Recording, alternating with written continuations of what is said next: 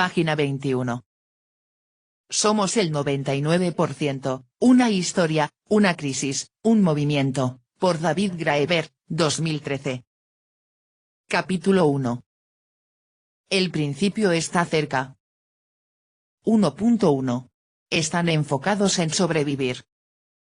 En marzo de 2011, Mikao Ite, redactor de la revista canadiense Adbusters, me pidió que escribiese una columna sobre la posibilidad de que naciera un movimiento revolucionario en Europa o en Estados Unidos. En aquel momento, lo mejor que se me ocurrió decir fue que, cuando surge un verdadero movimiento revolucionario, a todo el mundo, incluidos los propios organizadores, le coge de sorpresa. Hace poco, en pleno auge del levantamiento en la Plaza Tahrir, tuve una larga conversación al respecto con Dina Makram-Ebeid, una anarquista egipcia, que utilicé para abrir la columna. Lo curioso, me contaba mi amiga egipcia, es que una lleva haciendo esto tanto tiempo que, en cierto modo, te olvidas de que puedes ganar. Todos los años que hemos pasado organizando manifestaciones, concentraciones. Y si aparecían solo 45 personas, te deprimías. Si eran 300, te quedabas tan contenta. Entonces un día, reúnes a 50.000 y no te lo crees. De algún modo, habías descartado la idea de que eso pudiera ocurrir alguna vez. El Egipto de Hosni Mubarak era una de las sociedades más represivas de la tierra. El aparato estatal al completo estaba organizado para garantizar que lo que terminó ocurriendo no ocurriese jamás. Y aún así, pasó. Porque aquí no iba a ser igual. Para ser sincero, la mayoría de los activistas que conozco siente algo muy similar a lo que le ocurría a mi amiga egipcia. Organizamos buena parte de nuestra vida en torno a la posibilidad de algo que no estamos seguros al 100% de que pueda ocurrir. Pero ocurrió. Por supuesto, en nuestro caso no fue la caída de una dictadura militar, sino el surgimiento de un movimiento de masas basado en la democracia directa, una consecuencia, a su manera, tan soñada por sus organizadores, tan temida por quienes ostentan el poder último en el país y tan incierta en su resultado final como lo había sido el derrocamiento de Mubarak. La historia de este movimiento ya se ha contado en innumerables medios, desde el Occupy Wall Street Journal hasta el auténtico The Wall Street Journal, aportando diferentes motivos, puntos de vista, elencos de personajes y grados de precisión. En muchos de ellos, se ha exagerado enormemente mi propia importancia. Mi papel fue el de un puente entre acampadas. No obstante, mi objetivo en el presente capítulo no es tanto hacer una crónica histórica, ni siquiera redactar una historia, sino más bien dar una idea de lo que puede ser vivir en el epicentro de una convergencia histórica como esta. Gran parte de nuestra cultura política, incluso la existencia diaria, nos hace sentir que estos acontecimientos son sencillamente imposibles. De hecho, hay razones para creer que nuestra cultura política está diseñada para hacernos sentir así. El resultado tiene un efecto intimidatorio en la imaginación.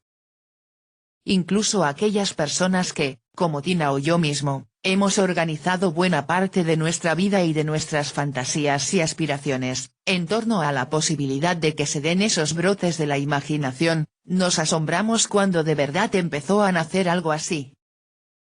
Por eso resulta crucial empezar por subrayar que dichos brotes transformadores de la imaginación han ocurrido, están ocurriendo y seguro que van a ocurrir más veces.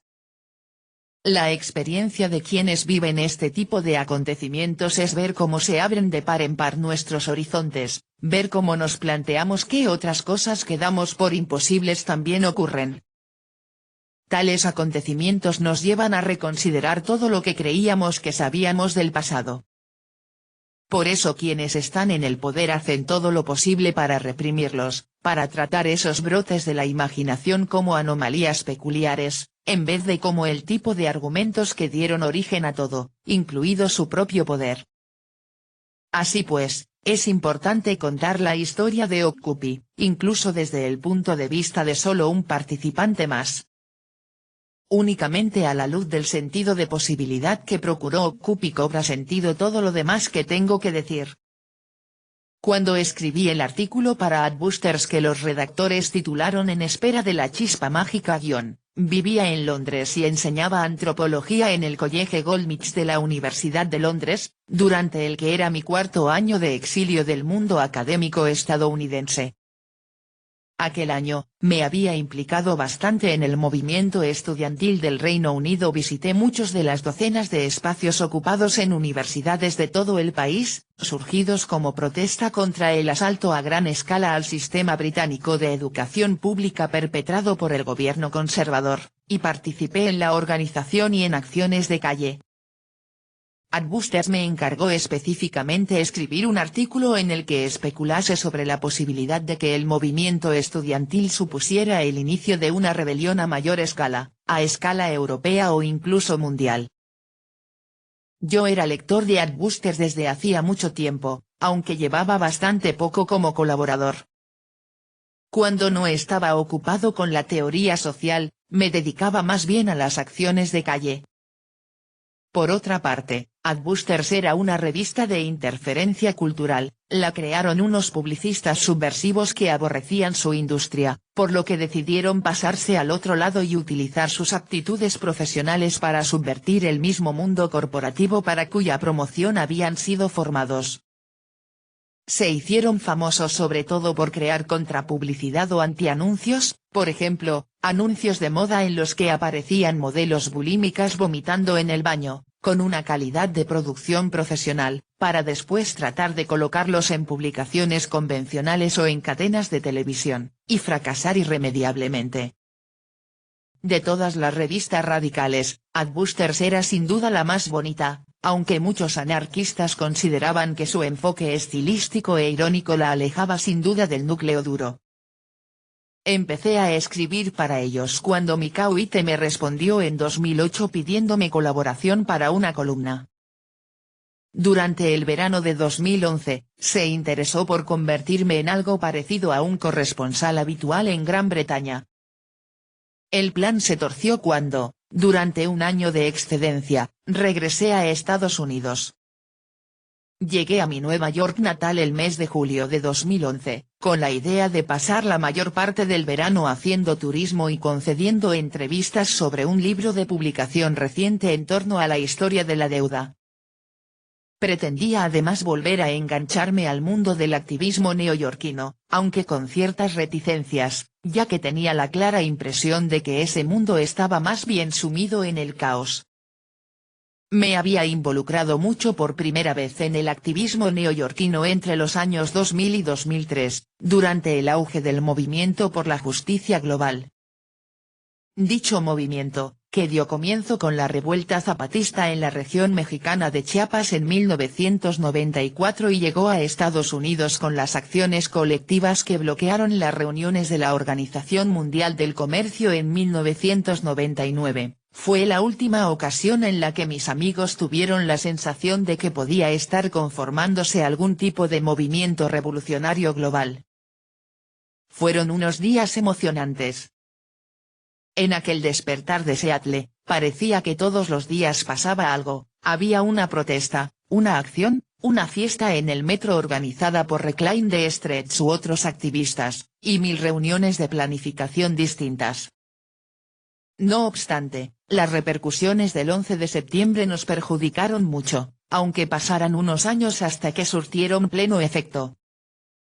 El nivel de violencia arbitraria que la policía estaba dispuesta a emplear contra los activistas se disparó de un modo inimaginable. Por ejemplo, en el año 2009, durante una protesta en la que un puñado de estudiantes desarmados ocupó el tejado de la Universidad New School, la policía neoyorquina respondió, según dicen, con 4 patrullas antiterroristas distintas, entre ellas, unos comandos que descendieron de helicópteros con todo tipo de armamento extraño propio de ciencia ficción.